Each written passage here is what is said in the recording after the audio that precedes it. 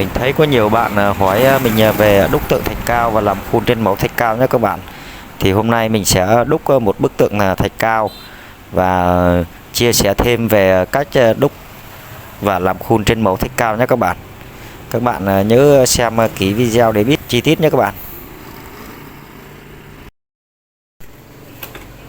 Mình chào các bạn nhá. Hôm nay mình lấy cái khuôn này về để mình đúc một đồng tượng thạch cao đó các bạn. Thì có nhiều bạn là đang thắc mắc đúc tượng thạch cao như thế nào, mà mình thì mấy bức tượng nhỏ nhỏ này mà mình ít khi mình làm đó. Nhưng mà đây là một cái khuôn Phật Thích Ca đấy các bạn, ngồi đài sen. Thường thì các bạn đúc tượng thạch cao là các bạn cho đúc tượng thạch cao để vẽ màu sơn màu các bạn, và nó rất là bé đấy các bạn, nó chỉ có tầm 18-20 phân, cái nào to lắm thì 30 phân, nhưng mà cái chân cái đáy này, nó rất là nhỏ các bạn. Còn cái khuôn này, cái tượng này thì cái đáy rất là to nha các bạn. Mà cái tượng này là mình cố ý mình đúc ra thạch cao đó các bạn, là để mình sẽ làm cái khuôn nhé các bạn, nhưng mà mình sẽ làm bằng thạch cao. Thì bình thường là người ta đúc tượng thạch cao để vẽ, để tô màu các bạn, và người ta sẽ đổ thạch cao đây này, quấy loãng thạch cao, người ta đổ ở đây, xong người ta kiếm một cái vật cứng nhé các bạn, người ta để kiếm tại đây này. Đấy, xong người ta lắc một lớp cho nó bám hết vào những cái chi tiết ấy. Nhưng còn mình là đây là mình làm cái ông thạch cao ra để là mình làm ra một bức khuôn nhé các bạn, cho nên mình không dùng cách thông thường của những người làm tượng thạch cao, người ta đậy lại xong người ta lắc đấy các bạn.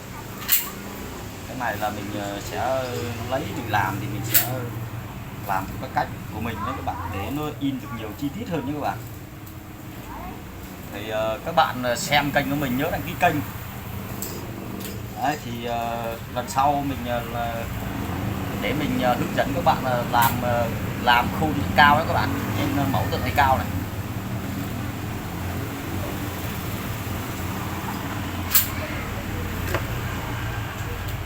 Làm khuôn thì cũng như các khuôn làm trên composite các thứ này. Đấy, thì bây giờ mình sẽ lấy bột thạch cao đấy các bạn. Các bạn xem thấy hữu ích thì nhớ cho mình xin một like đấy nha các bạn.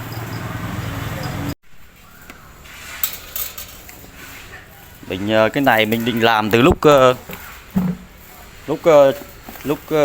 nãy nha các bạn, nhưng vì trời mưa nên mình không làm nữa. Giờ mình mới làm lại. Đây là thạch cao đó các bạn. Đấy, mình để ở ngoài mình phải đậy lại, không nó mưa là nó cứng hết nha các bạn.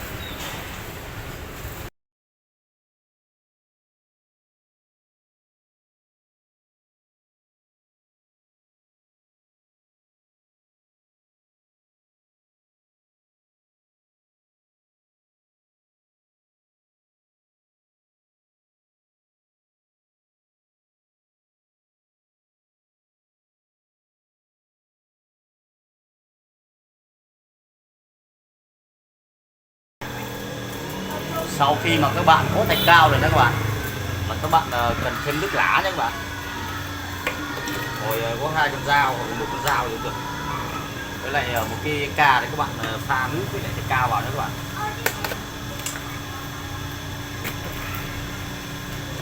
Cái thạch cao này các bạn có cái múc thì các bạn bốc vào cũng được, không sao. Mình sẽ cho thạch cao trước, sau đó đổ nước vào. Cái nước đầu tiên các bạn cho loãng lên nhé các bạn, không có sỏi đâu. Nếu mà loãng có thì các bạn cho thêm.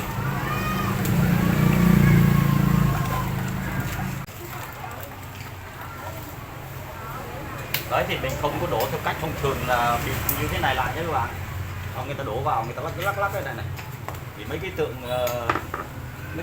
để vẽ màu ấy thì nó có lỗi một tí không sao ấy các bạn, nhưng mà đây là tượng này là tượng mỹ nghệ, tượng Phật, tượng để thờ nên là mình phải làm kỹ.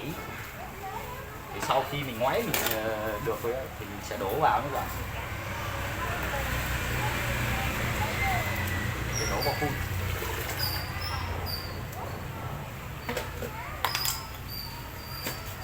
Bóp.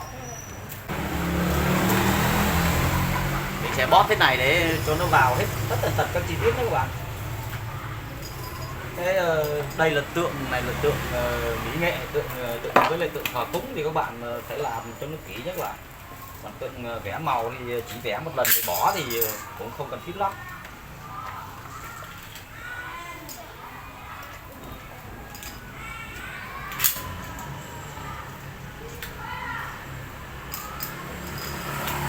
Bỏ kỹ cho nó vào hết các chi tiết. Sau đó mình bỏ rác luôn lại.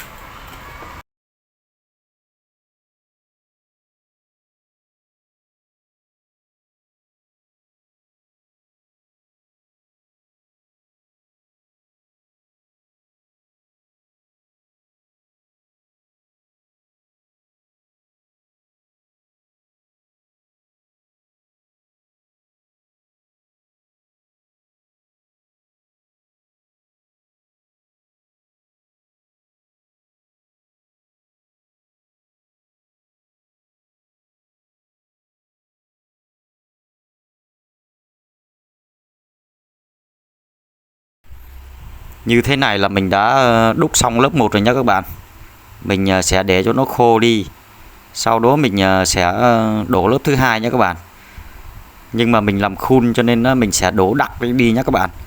Để sau mình chỉnh sửa cũng dễ, không sợ bị vỡ nữa. Làm cái này mà để làm khuôn nó mẻ đi một cái là chỉnh sửa nó cũng vất vả. Còn nếu mà bạn nào mà đúc rỗng á, là các bạn lấy sơ dừa hoặc là cái sợi đay đấy các bạn. Các bạn trộn với lại nước thạch cao sệt sệt nhé các bạn.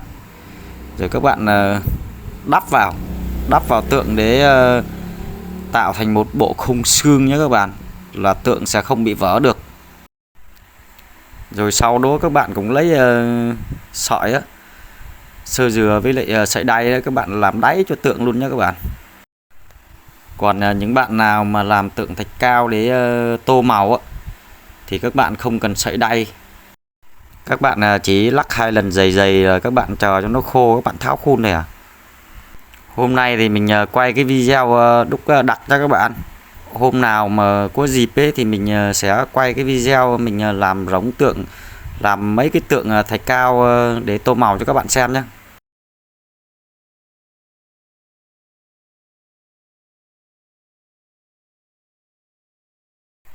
Để đúc được bức tượng này đặc nhé các bạn, tốn rất là nhiều thạch cao các bạn.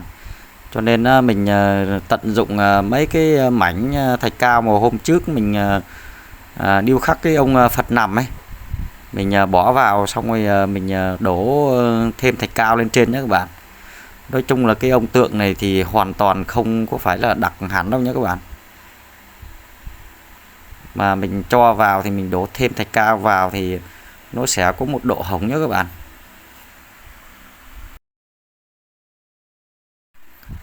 Đúc tượng thạch cao này cũng giống như thế là đúc bằng composite thôi nhé các bạn. Cái lớp đầu tiên này các bạn cho loãng loãng một chút để các bạn lấy chi tiết. Nếu các bạn nào làm tượng mỹ nghệ, tượng Phật các thứ thì các bạn nhớ bóp cho nó vào các chi tiết. Còn lớp 2 là các bạn cứ đúc đặc sệt hơn nhé các bạn, để cho nó nhanh khô các bạn. Mình làm video thì một ngày cũng được chỉ có mấy trăm người xem đó các bạn ạ. Một tháng cũng được 7.000 đến 10.000 lượt xem thôi. Nhiều lúc mình cũng không muốn làm nữa. Nhưng thôi, cái nghề đúc tượng này mình hướng dẫn cho các bạn làm thì cũng giống như thế là mình đang góp một chút sức lực để hoằng pháp này nhé các bạn.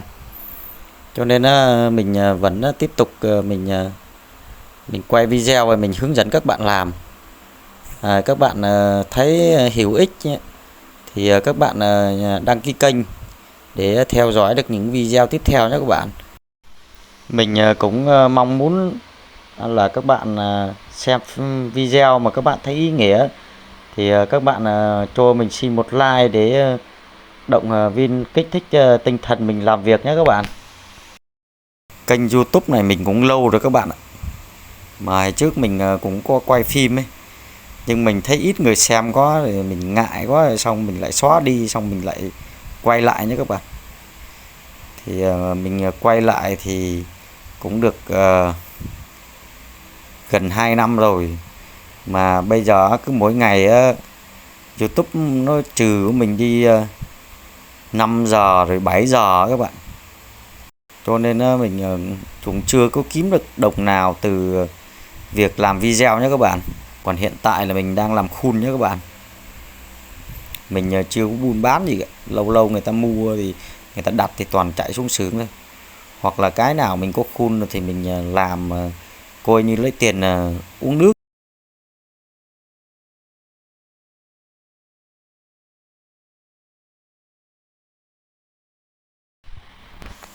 Sau khi các bạn đổ đầy lên tượng nhé các bạn, thì các bạn để cho nó khô nhé các bạn. Sau đó các bạn mang ra, các bạn tháo khuôn, xong đó các bạn phơi nắng nhé các bạn.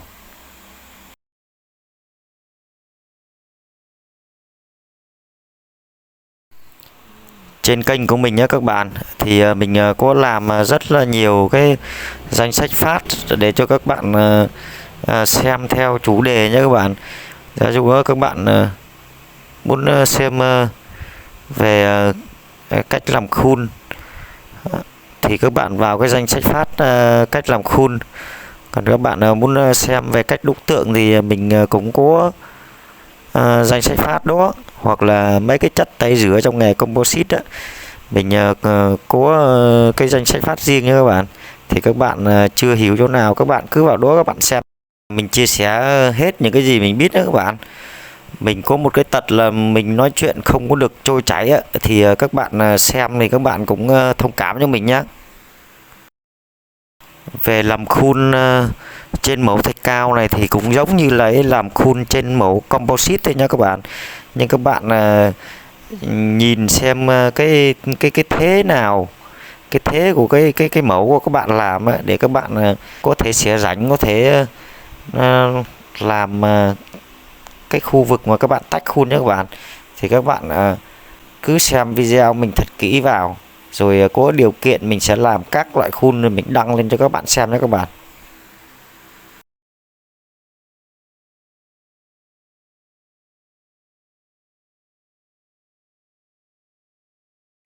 Như thế này là mình đã đúc xong một bức tượng thạch cao nhé các bạn.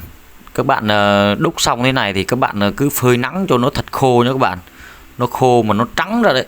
Rồi các bạn sơn lên nhé các bạn. Các bạn muốn làm khuôn đấy thì các bạn phải phơi cho nó thật khô. Xong các bạn dùng sơn PU ấy. Rồi các bạn chua cứng này. Rồi các bạn chua bóng vào nhé các bạn. Các bạn sơn lên như thế thì nó mới tạo ra một lớp đệm để các bạn làm khuôn cho nó dễ nhé các bạn. Mà các bạn sơn lên như vậy thì các bạn bôi chống dính nó sẽ không có hút vào cái thạch cao nha các bạn. Kể cả tượng xi măng cũng vậy. Thì các bạn cứ sơn cho thật kỹ vào, sơn thật bóng vào. Còn nếu các bạn mà để như vậy các bạn làm nhé các bạn, để thô, tượng thô như thế này các bạn làm khuôn là các bạn bôi chất chống dính lên là tượng thạch cao hoặc là tượng bằng hồ nó sẽ hút hết cái chống dính của bạn nhé các bạn. Là các bạn làm silicon là nó sẽ bị dính. Hiện tại ở trên mạng xã hội có rất là nhiều người hướng dẫn đúc tượng làm khuôn. Nhưng mình thì mình hướng dẫn các bạn nhiệt tình và không giấu cái gì cả. Các bạn có thể nghe theo mình hoặc là nghe theo người khác, nghe theo ai cũng được. Bởi vì như lúc đầu mình nói là mình hướng dẫn các bạn đúc tượng làm khuôn là để góp phần hoàng pháp nhé các bạn. Tại sao lại như vậy? Bởi vì là mình hướng dẫn các bạn đúc tượng thì các bạn đúc ra tượng xong các bạn gửi đến nơi này nơi kia, hoặc là các bạn làm cái nghề gì cũng được, thì đó là mình đã tạo ra một cái phước, gọi là phước về trí tuệ nhé các bạn. Thì bây giờ mình giúp các bạn hiểu biết hơn, thì kiếp này hoặc kiếp sau mình sẽ được cái quả thông minh nhé các bạn. Mình thì không cầu phước báo, nhưng mà mình luôn luôn tin vào nhân quả nhé các bạn. Làm điều tốt sẽ được điều tốt. Mình cũng xin dừng video tại đây. Mình chúc các bạn làm khuôn và đúc tượng thành công nhé các bạn.